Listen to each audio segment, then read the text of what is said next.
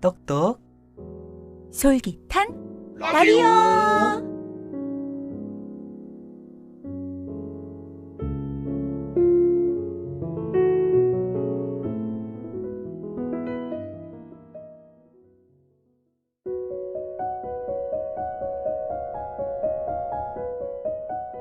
바람의 말 마종기. 우리가 모두 떠난 뒤 내 영혼이 당신 옆을 스치면 설마라도 봄 나무까지 흔드는 바람이라고 생각지는 마. 나 오늘 그대 알았던 땅 그림자 한 모서리에 꽃나무 하나 심어 놓으려니 그 나무 자라서 꽃 피우면 우리가 알아서 얻은 모든 괴로움이 꽃잎 되어서 날아가 버릴 거야. 꽃잎 되어서 날아가 버린다. 참을 수 없게 아득하고 헛된 일이지만 어쩌면 세상 모든 일을 지척의 자루만 재고 살 건가. 가끔 바람 부는 쪽으로 귀 기울이면 착한 당신 피곤해져도 잊지 마. 아득하게 멀리서 오는 바람의 말을.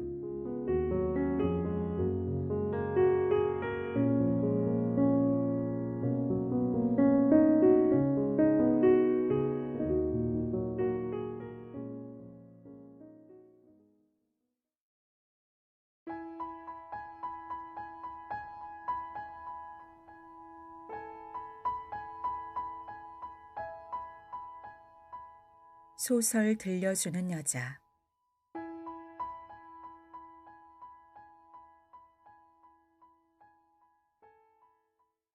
반역. 선우휘. 그와 나는 그해 봄에 함께 현해탄을 건너서 일본으로 갔다. 나는 사립대학의 고등학교에 입학했던 탓으로 그와 만나기보다는 서신교환으로 우정을 나누는 편이 더 많았다. 방학 때는 고향으로 돌아와 함께 무전여행도 즐길 수 있었는데 그는 고등학교의 알트 하이델베르히적인 청춘 국가의 기풍에 젖기보다는 차차 더 내성적인 자기 탐구의 차원으로 그 스스로를 몰고 가는 듯이 보였다. 언젠가 그는 일본으로 건너가는 기차 속에서 이력으로 된 아라비아의 로렌스라는 이와나 미신쇼를 탐독하고 있다가 감개 깊은 어조로 마주 앉아 잡지를 뒤적이고 있던 나에게 이런 말을 하는 것이었다. 좋은 말인데 로렌스가 뼈저리게 느낀 것이 무엇인 줄 아나?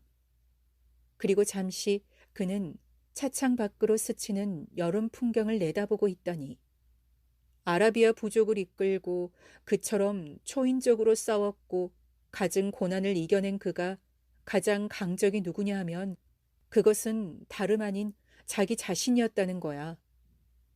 그러면서 그는 얼굴에 서린 감개의 빛을 짙게 하며 그렇지, 인간에 있어서 최대의 강적은 자기 자신이야. 나는 그 무렵 제멋에 겨워 잔뜩 싱거웠던 만큼 그의 그러한 이야기는 나의 마음의 핵심을 건드리지 못하고 그저 귓전을 스쳐 빗나가고 말았던 것이다. 최대의 강적은 자기 자신. 그 말은 나에게는 너무나 거리가 먼 생소한 말이 아닐 수 없었다. 숱한 일인 학생들 틈에 끼어 3년간 우수한 성적을 견지하고 고등학교를 졸업한 그는 나의 예상과는 달리 아예 관립대학의 입학시험은 치르지도 않고 나와 함께 같은 사립대학에 입학하였다. 그때의 일반적인 학생 풍조에서 그러한 그의 대학 선택은 납득이 가지 않는 일이었다. 나는 또 한 번 그에게 의문을 던지지 않을 수 없었다. 그러나 그의 대답은 거침없이 시원스러운 것이 도리어 오만에 가까웠다. 물론 시험만 치렀으면 나는 어떤 관립대학에도 들어갈 수 있었지. 그럼 이 대학의 어느 교수 때문에? 아니, 그런 것도 아니야. 다시 다그쳐 묻는 나에게. 거기에 고등학교 학생들이 무엇에 들린 것처럼 관립대학에 들어가려는 꼴이 싫었어. 다만 그뿐인가? 능히 얻을 수 있는 것을 포기하는 것. 말하자면 그것이 자기 자신에게 이기는 일이기도 하고.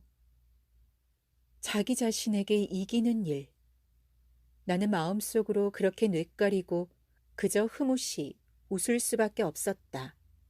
김죄인은 무엇을 생각하고 있는 것일까? 그때부터 그러한 의문이 하나의 수수께끼로 나의 마음 한구석을 차지하게 되었다. 우리들이 대학에 다닌 2년간이라는 세월은 김죄인이나 나의 반생에 있어서 그래도 비교적 한가하고 즐거웠던 기간일는지 모른다. 그것은 그 뒤에 우리들이 거의 쉴 새 없이 연이은 극한 상황 속에 몸을 떠맡겨야 한 때문이라고 할 수 있었다. 일본에 전시하이면서 우리들은 그렇게 큰 경제적인 불여의를 맛보지 않고 대학 생활을 즐길 수 있었던 것이다. 둘이 다 영화를 즐긴 편인데 나는 가끔 노점에서 내가 좋아하는 여배우의 브로마이드를 사들였으나 그는 그러한 나를 지켜볼 뿐 한 번도 나처럼 여배우의 브로마이드를 사들이는 일이 없었다. 한번 그가 읽고 있는 책갈피에서 사진 한 장을 발견하고 혹시나 했더니 그것은 배우 사진이 아니라 인도의 시성 라빈드 라나드 타고르의 사진이었다. 나는 타고르의 사진이랑 어쩐 까닭이냐고 물었더니 그는 타고르의 사진을 물끄러미 들여다보며 이 얼굴은 보통 얼굴이 아니라고 말하는 것이었다. 나는 좀 빈정대는 가락으로 왜? 수염이 좋아서? 라고 물었더니 그의 대꾸는 아니, 이 얼굴은 자기에게 이긴 얼굴이야. 라고 대꾸를 하였다. 그의 그러한 대꾸를 듣고 나는 마음속으로 또 하나 혀를 찼다. 자기 자신, 최대의 강적. 언젠가 그가 기차 안에서 나에게 준 그 한마디를 되새겼던 것이다. 그와 하숙을 같이 하고 같은 대학을 다니면서 날이 갈수록 느끼게 된 것은 그와 나는 같은 고장에서 함께 어울려서 자라난 중마지우이면서 기실 마음의 핵심의 채색도가 달라져 가고 있다는 점이었다. 아니, 색채의 농도가 다른 것이 아니라 색채 자체가 다른 것인지도 몰랐다. 마음의 채색이 무엇인지 나 자신 그것이 확실치는 않았으나 그러한 느낌은 나의 마음에 어쩔 수 없는 실감이었다. 그러한 실감은 실제로 확인될 때가 왔다. 그것은 그와 내가 함께 소위 학병이라는 허울 좋은 징집에 걸리게 된 때였다. 며칠 동안 우리는 밤을 새워가며 서로의 고민을 나누었다. 그러나 주고받는 사설의 태반은 거의 내가 짓거리는 말이었다. 그는 그저 내가 하는 말을 묵묵히 듣고만 했고 내가 열띠어 무엇인가 물으면 이렇다 할 의견은 전개하지 않고 그저 그 가부와 찬부를 표시할 뿐이었다. 나는 그러한 고민 끝에 기피하기로 결정하고 그에게 그 결의를 말했더니 대꾸 없이 그저 고개만 끄덕거렸다. 나는 그가 나와 같은 결단을 내린 것으로 알고 그 구체적인 방법을 말하려 하였더니 그는 그 무거운 입을 열어 나는 자진 지원해 나가겠어 하고 말했다. 나는 그의 그 말에 깜짝 놀라고 말았다. 이때까지 그와 주고받던 이야기의 경위로 보아 그가 자진 지원하리라고는 거의 생각되지 않았던 까닭이었다. 뭐? 자진 지원한다고? 그러한 나의 언성은 한 옥타브나 튕겨 올랐다. 그럴 수밖에 없겠어. 그럴 수밖에 없겠다고? 그런 결론으로 전환될 수밖에 없어. 전환? 처음에는 안 나가려고 생각했었는데 이제 와서 나가겠다는 건 어찌 된 거야? 나는 그동안 끌려 나가느냐 기피하느냐를 두고 자네 의견도 경청하고 내 자신 곰곰 생각해 봤는데 내가 그동안 기피하려는 편으로 기울어졌던 것은 자네 같은 명분과는 스스로 다른 데 있다는 것을 깨닫게 되었어. 나와 그 명분이 다르다고? 음, 내가 기피로 기울어진 것은 한마디로 말해서 자네같이 민족 감정에서의 반발 의식 때문이 아니라 공포에 있었어. 공포? 음, 나가서 죽을는지도 모르겠다는 공포감 때문이었어. 민족 감정의 발동은 제2차, 제3차적인 것이었어. 그야 누구나 그런 공포감이 전혀 없는 것은 아니지. 그러니까 나의 명분이란 쑥스럽고 대대한 거야. 여보게. 나는 그의 마음씨가 어쩌면 그렇게도 돌아갈는지 모르겠다는 다소의 불안을 느끼고 있었던 만큼 그의 그 말에 크게 놀라지는 않았으나 예와는 달리 그의 마음이 그렇게 기울어진 데 대해 자신 있는 반발을 느끼며 공포감이 그래 어떻다는 거야. 그 자체 훌륭한 명분이지. 우리들이 느끼는 공포감에는 일본 애들의 경우와는 달리 우리들에게는 한 가닥의 의의도 발견될 수 없다는 가치관이 작용하고 있어. 아니, 내 경우는 단순한 공포뿐이야. 단순한 공포감? 자네 그것이 뭐가 그렇게 나쁜가? 그래, 자네는 그러한 자기 자신의 공포감을 이기기 위해 맹랑하게 자네의 목숨을 잃어도 좋단 말인가? 음, 어떻든 내 자신의 마음이 깊이를 용서치 않아. 바보 같은 소리 좀 작작해. 음, 나 자신이 생각해도 나는 바보인 것 같아. 그렇지만 마음이 그런 걸 하는 수 없지.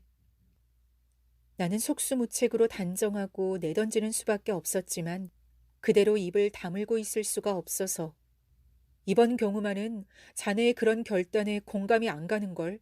자네 그렇게 그 마음인가에 집착하다가 언젠가 자기 모순에 떨어져 일을 그르치는 게 아니야? 그러나 나의 그 말 따위로는 그의 얼굴 표정은 미동조차 하지 않았다. 꾹 입을 다문 채 그는 그저 하숙방에 열려진 들창 너머로 손바닥만한 푸른 하늘을 올려다볼 뿐이었다. 그런데 기피하기로 결심한 나의 소원은 이루어지지 못했다. 나는 친척집이니 절간이니 두루 숨어 다니다가 지원 마감이 훨씬 지난 뒤에 형사에게 붙들려 하는 수 없이 지원을 강요당하고 말았다. 결국 나는 초겨울의 어느 날 우스개나 만화감 같은 전송을 받으며 쑥스러운 일장기를 어깨에 가로맨 채 정이 든 고장의 조그만 정거장에서 기차를 타야 했다.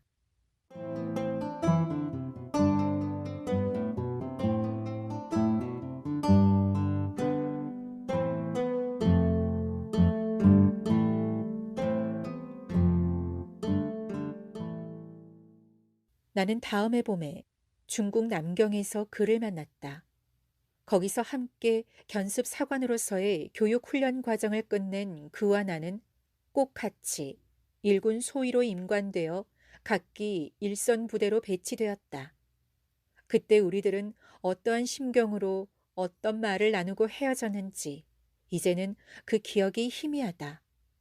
군대라는 일종의 극한 상황에 던져진 그나 나는 하루하루 연이어 들이닥치는 고된 일과를 따라가는데 무엇을 생각하거나 무엇을 느낄 마음의 여유가 전혀 없었던 것인지 몰랐다. 당시의 생활에서 가장 절실한 희고는 첫째, 먹는 일이요. 둘째는 자는 일이었으니까. 성욕도 제3차적인 희구가 될 수 없이 전혀 망각된 욕구에 지나지 않았으니까. 다만 나는 그가 일선 부대에 배치되면 그놈의 마음인가 때문에 그가 지나치게 그 임무에 충실한 나머지 결과적으로는 개죽음이 되는 맹랑한 비운을 당할 것이 아니냐는 불안감을 느끼며 그와 헤어졌던 것이라고 기억한다. 그런데 그 후 김죄희의 마음은 나의 예상과는 달리 어수선한 갈등과 상충을 거친 뒤에 의외의 결과를 나타내고 말았다. 그러한 경위를 일본의 패전 후 나와 앞서거니 뒤서거니 하며 살아서 제 고장으로 돌아온 김죄희 자신으로부터 들었다. 북지태원 가까운 일선 부대로 배치된 그는 처음 내가 예상했던 대로 너무도 충실한 소대장으로서 여러 차례의 소전투를 치러냈다는 것이다. 그런데 태평양 지역에서의 일본군의 열세는 어쩔 수 없이 중국 전선에까지 미치게 되어 나날이 패전 기운이 짙어가게 되자 일본군에 징집 편입된 소위 조선인 병사들은 틈을 타는 대로 1명, 2명 대열을 벗어나기에 이르렀다. 부대를 탈주하여 중경을 지향하게 된 것이었다. 일본 제국군대의 충실한 육군 소위 김죄인은 소대장이라는 직책 탓도 있어서 처음 조선인 병사들의 탈주를 철저히 적극적으로 막아내는데 무진 애를 썼던 모양이다. 그러던 어느 날 그는 상사의 지시에 따라 조선인 병사들을 모아놓고 엄숙한 표정으로 탈주 절대 불가의 일장 훈시를 내렸다. 그런데 그들의 무표정한 얼굴에 오히려 착잡한 표정을 느낀 그는 그만 저도 모르게 허리에 찬 일본도를 쭉 빼어들었다고 한다. 만약 너희들 가운데서 탈주하는 자가 나타나면 이 김죄의 소위가 그냥 두지 않을 테다. 그러나 다음 순간 그는 저도 모르게 빼어든 일본도를 어떻게 처리할 것이냐고 망설였다. 곤혹의 일순이 지나자 그는 또 한 번 그 자신도 헤아릴 수 없는 해괴한 몸부림을 치고 말았다. 높이 치켜들었던 일본도를 한번 머리 위에서 휘두른 것이었다. 다음 순간 그는 확 눈앞에 검은 장막이 들이우는 것 같은 현기증을 느끼고는 당황히 빼어든 도신을 칼자루에 집어넣고 해산을 명해버렸다. 그는 그날 밤 한잠도 이루지 못하고 자리 안에서 전전했다.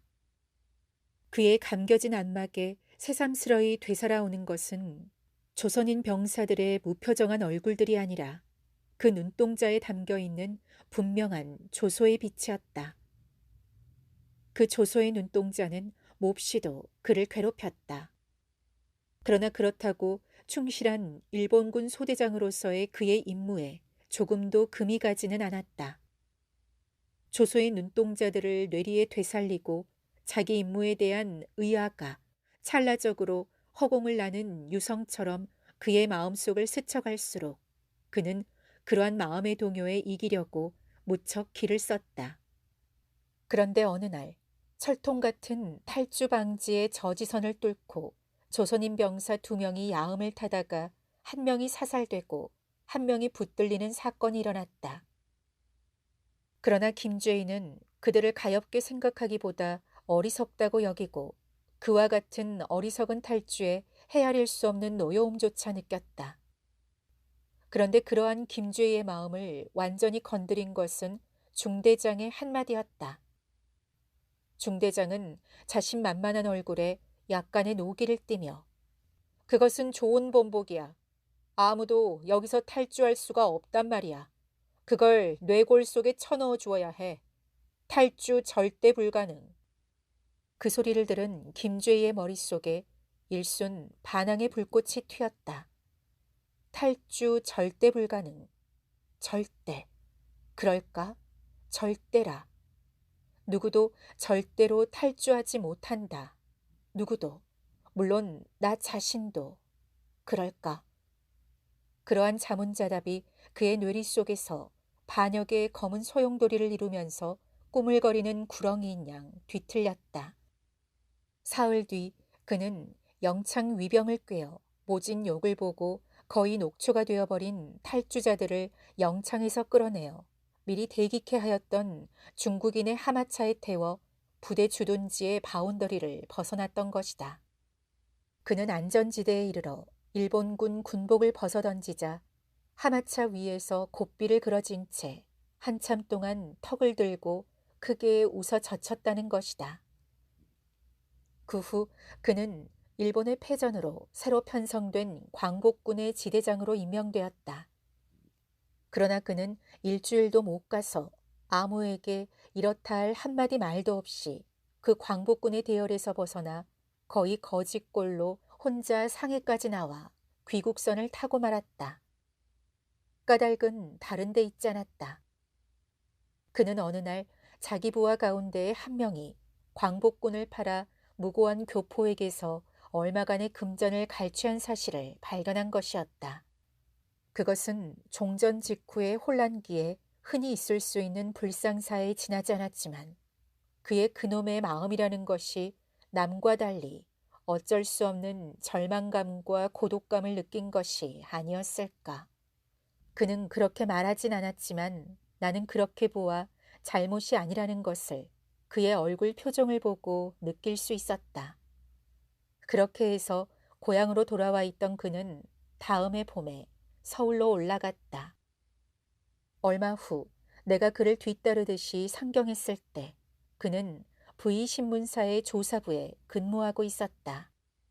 조사부는 또 웬일이냐 했더니 사회부 기자를 몇 달 지내봤는데 때로는 형사질하는 느낌이 들어 자청하다시피 해서 조사부 근무를 하게 되었다는 수레였다. 나는 역시 자네답군 하고 그에게 흐뭇이 웃어 보였더니 그도 바보 같은 얼굴로 나를 건너보며 덤덤히 웃어 보이는 것이었다. 그는 6.25가 일어날 때까지 V신문사 조사부에 근무했다. 한편 나는 중학교 교원을 지내다가 실증이 나서 이렇다 할 뚜렷한 동기도 없이 6.25가 일어나기 1년 전 육군으로 뛰어들어갔는데 6.25를 당해 허겁지겁 후퇴해서 육군 본부가 부산에까지 이동해 갔을 때 거기에서 김죄희를 만났다. 김죄희는 뜻밖에도 계급장 없는 군복을 걸치고 있었다. 어찌된 일이냐고 물었더니 국사편찬위원회에 밥탁을 댔다는 것이었다. 그는 걷어붙이고 나서야 했겠지만 이제 나이도 들어 30이 내일 모레인데다가 일본 군대 때의 경험에서 전투에 지휘관이 되어 남의 생명을 맞는 일처럼 어려운 일이 또 없다는 것을 깨닫고부터는 도무지 두려워서 끼어들 엄두를 낼 수가 없다는 수레였다. 자기 혼자 죽고 살고 하는 것쯤이야 별일이 아닌데 그는 그렇게 말꼬리를 흐렸다. 그러던 그가 2달도 못 가서 어디론지 그 자취를 감추어 행방이 묘연해지고 말았다. 알고 보니 그 계기는 이랬다. 당시에 S 국방장관이 육군본부의 장교와 장교급 문관들을 모아놓은 자리에서 이 국가 초비상시에 모두 봉급을 반환하고 국가에 봉사하자는 일장 훈시를 폈는데 고급 장교들조차 무어라 입을 열어 의견을 말하지 못하는데 일개 문관인 김죄희가 벌떡 일어나서 그것은 어불성설이라고 항의하면서 높은 양반들은 몰라도 우리들 같은 말단 문관으로서는 아무리 초비상시라 하더라도 봉급을 안 받고는 살아갈 수가 없습니다. 라고 말했다는 것이다. S 국방장관이 양미간을 찌푸린 것은 물론 감히 일개 문관이 그런 소리를 했다는 양심적인 악평을 받게 되어 숱한 눈총이 역겨워진 그는 소리도 없이 사라졌다는 것이다. 그래서 결국 그 탓으로 장교대우의 문관인 그는 탈영이라는 아름답지 못한 죄명을 뒤집어 쓰게 되었다. 나는 그 후 수복된 평양거리에서 그를 만났는데 계급장 없는 허름한 군복 한 벌을 걸친 그는 자기는 탈영한 탓으로 이렇게 북진할 수밖에 없었다고 하면서 그때 이야기가 나오자 모두 명백히 봉급 반환을 못마땅하게 생각하면서도 국방장관 앞이라고 한마디 말도 못하고 벙어리 냉가슴 앓듯 하는 것이 너무도 보기 민망스러워서 한마디 하지 않을 수 없었다고 하고는 그렇지만 알고 보니 벌떡 일어서져 있기에 그대로는 주저앉을 수가 없던 게 아니냐고 덧붙이며 덤덤히 웃는 것이었다. 나는 그러한 그에게 또 저도 모르게 일어나진 게로군 하고 농을 건네고 웃어버릴 수밖에 없었다. 그리고 나와 함께 냉면집에서 쟁반을 나눈 그는 다음 날 또 온다 간다 소리 없이 평양 거리에서 사라지고 말았다.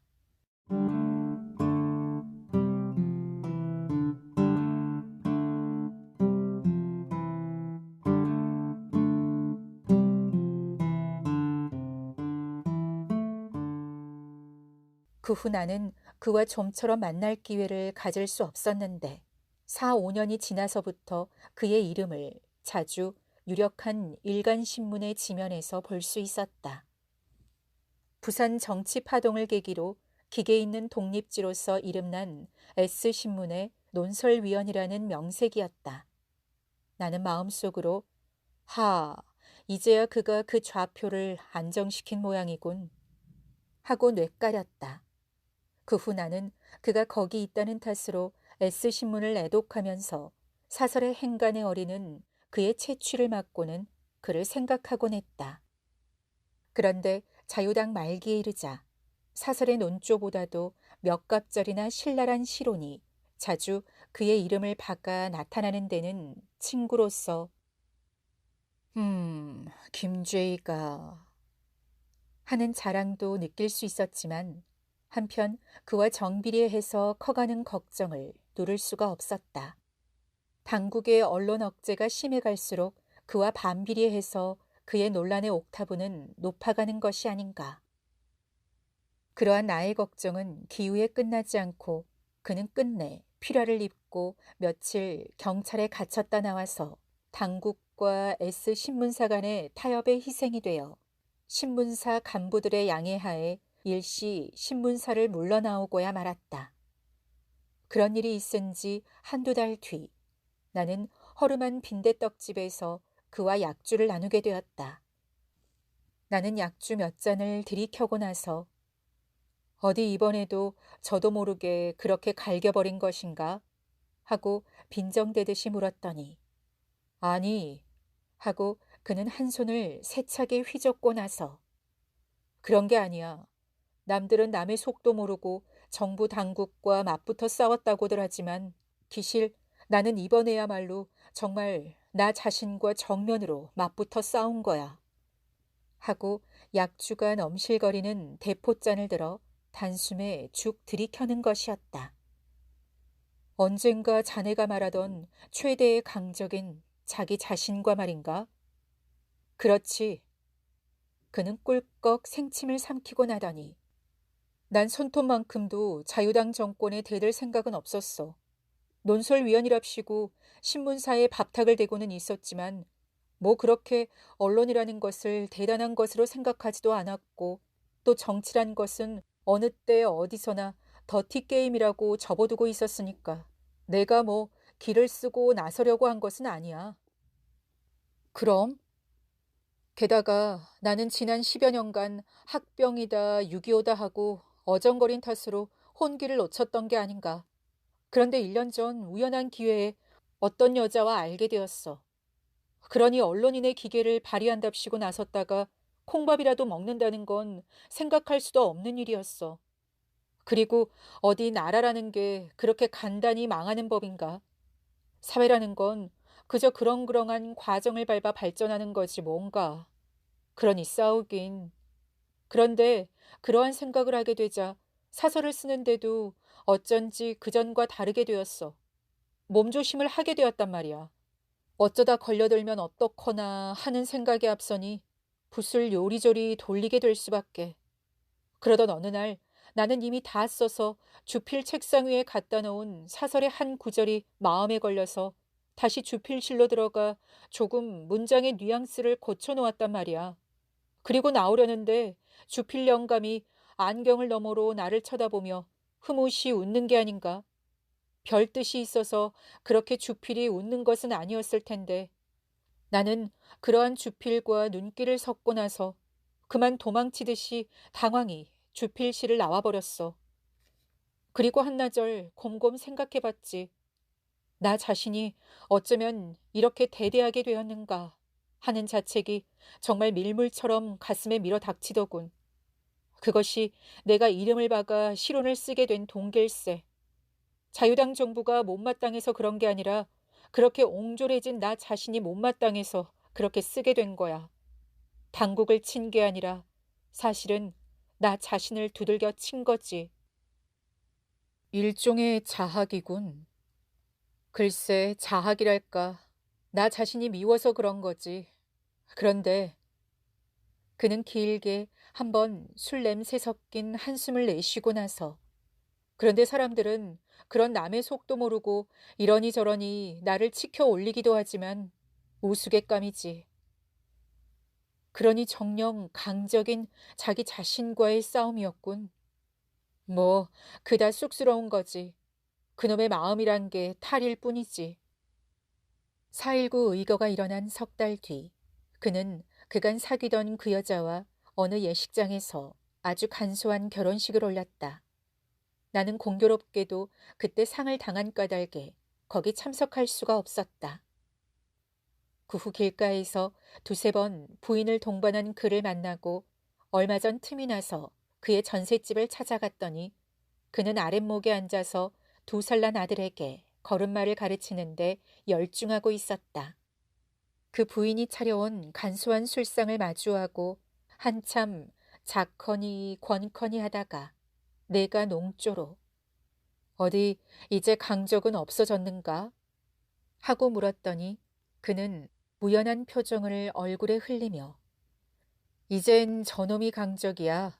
그런데 귀여운 것은 귀여운 거란 말이야. 하고 저만큼 부인의 무릎에 앉아있는 그 아들을 가리키고는 크게 팔짱을 끼면서 저놈 때문에 약고가 죽어있지만 이제 더 가만히 앉아서 참고 있을 순 없을 것 같아. 또 자기 자신에게 반역하려나? 어디 제 버릇 걔 주겠나? 그리고 김죄희와 나는 서로 얼굴을 마주보고 소리를 내어 웃었다. 1965년작.